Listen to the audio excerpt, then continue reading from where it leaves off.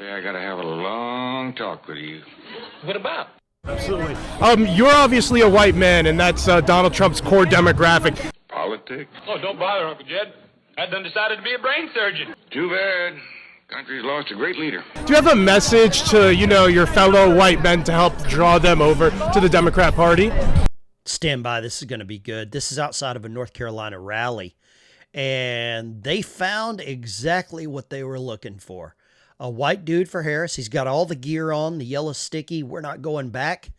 We don't want to go back to the last 3.5 years where she was the vice president. We don't want to go back to that. We want to go back to the 12 years out of the past 16 where Democrats were in charge. Bro, what are you talking about, man? But yet they're not responsible for anything. We want to go back to where Donald Trump was in charge, and he's to blame for everything. And what this guy is about to say is going to change the entire dynamic of the election. More importantly, it's going to change who you vote for. Shazam. Stand by. You guys need to pay attention and watch who you vote for. Kamala is going to be the better of the two choices. I feel hands down our country will benefit from it, and it will make everything work a lot better here. Make everything work a lot better. Does that sound similar to, I heard a little phrase one time similar to that, and they've always called it like, a race car driver slang, right? I've always heard make things a lot better. It sounds really similar to another slogan that will get you attacked if you're wearing a red hat. Leave a comment down below if you know what that slogan is. Love to know. One of Republicans' top concern this election cycle, every election cycle, is immigration. Kamala Harris was so-called the border czar for a little bit. What do you think about immigration as an issue? Are you concerned about our border? This is all wrong. I shouldn't be up here. I'm concerned about the border, but I know that it's going to be taken care of during Kamala's administration. Did he just insult her? You went full man. Were those some racial epithets? Not pronouncing her name correctly? Where is Joy Reid? Where is Al Sharpton? Where is Jesse Jackson? Where is Rachel Maddow? Where is Lawrence O'Donnell? Where are these people at? Get this guy out of here. I think he's a fraud and impersonator. Is that Matt Walsh dressed up? Is he just here to troll? Because there's no way he could say her name wrong that many times by accident. Kamala is the correct way you say it. You're confident she'll be able to handle the border despite, the lack of success at her handling the border now when Joe Biden's president and she was the VP named border czar. Yeah, absolutely. She'll be able to handle it better. A lot of the stuff that was with the border are fear tactics. Fear tactics. That's all it is. Fear tactics. Ask Lake and Riley's family. Ask all the families that have lost loved ones. They're still there. It's just fear tactics, like Fear Factor. With Joe Rogan, you used to have to eat like pig intestines. Now you have to eat like kitty cat, chihuahua, right? It's all fear tactics. So they just people need to quit listening to all the Republicans' fear tactics. Absolutely. And that would help. Joe Biden, Democrats, obviously still president now. How would you respond to a Republican who says, Kamala Harris is the VP right now, and it would be more of the same if Kamala Harris were to be elected? Kamala Harris is not the VP right now. Where did they find this reporter? What is he drinking? Is he on the Grey Goose this early? Kamala Harris is not the VP. I would tell him no, that is incorrect because of the fact that Joe Biden has his own policies. She had to support him and follow him. But I know Kamala's got good policies, matter of fact, probably better policies. Better policies. Better policies. You're about to get an education in what her policies are. Stand by. Than Joe Biden did. Absolutely. So one policy in particular that you think she deals better with than Joe Biden did? She would be able to do with the abortion issue that's going on right now, to keep it legal for women. I have a bunch of daughters. He's got a bunch of daughters. Abortion is very important to him. He's got a bunch of daughters. Abortion is very important to this gentleman. I wonder if he's got any grandkids. Okay, and also have granddaughters.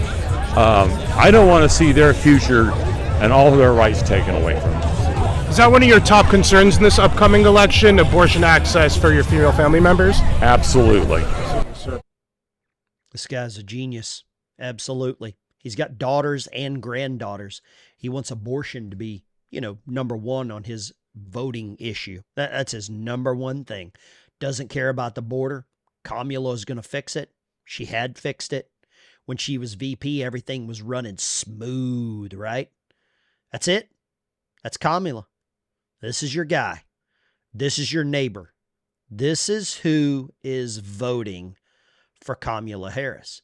This is who has bought in and believes exactly what's happening. This is who you're up against. These people are super educated. They know better than you. They're much smarter than you. They know what's going to work. They know what's going to fix America, right? They're going to make it better, I think is what he said. He was going to make it better. Sounded really familiar to another phrase from another guy with a red hat that they all claim to be a race car driver. You know what I'm saying? Sounds really familiar. NBC's Yamiche Alcindor is in Springfield, Ohio. She joins me now. So, Yamiche, give us the reality check. What is actually happening in Springfield right now? What has the reaction been to this controversy? Well, there's been a lot of shock and really pain in the Haitian community here.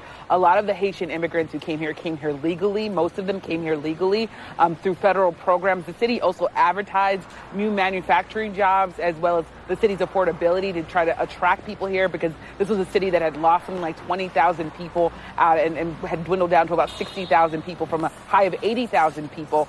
So this was really a place where they felt like it was at 80,000 people, dwindled down to 60. Okay. Harris administration, they just wanted to replace those people that left. Now, they left for a reason, probably because there were no jobs. But these Haitian newcomers were promised new jobs. They were promised jobs. There's 20,000 vacancies, 20,000 empty homes. And apparently, this is all conspiracy. we're going to welcoming them. But now there are some residents who say that they really don't like the change. I talked to one man who said that he doesn't like the cultural changes. He doesn't like the idea that there are people here that are changing the racial makeup of this city, saying that the city is sort of lost. He also said that there were, in his mind, claims that there were stray cats missing, and sort of had this idea that maybe Haitians were abusing animals. Of course, city officials have said there's no evidence of that. And Haitian migrants, they're people who are fleeing violence, gang violence in their country. So they were already traumatized when they got here. And I'm hearing that they're just even more traumatized by this back and forth, and are really saddened that former President Trump, someone who they say is seeking the highest office of the land, is really giving any kind of oxygen. They're so mad. They're so mad that Donald Trump is thinking about the people that live here first. What I want to know, Haiti, island, middle of the Caribbean, how did they get Springfield, Ohio on their destination map? How was Springfield, Ohio picked? Why Springfield, Ohio? Love to know what you think about that. I don't know how they picked just a little, looks like a normal town, middle of America, lost 80,000 people. How did they pick Ohio, Springfield, Ohio? I know John Legend is from there, the billionaire sort of singer, artist. How did Kamala Harris pick Springfield, Ohio? Now, let me ask you this. Last election, Ohio was red, right? Ohio was red. Do you think the voting bloc of the state was any reason for them to import some Haitian chefs? Do you think that had anything to do with it? If it did, and you think that, maybe you're putting some stuff together. I know you're smarter than the average viewer. Some of you might be sitting on the toilet right now, a little bit of private time. Thank you for inviting me in. Take care. Veteran Bikers out.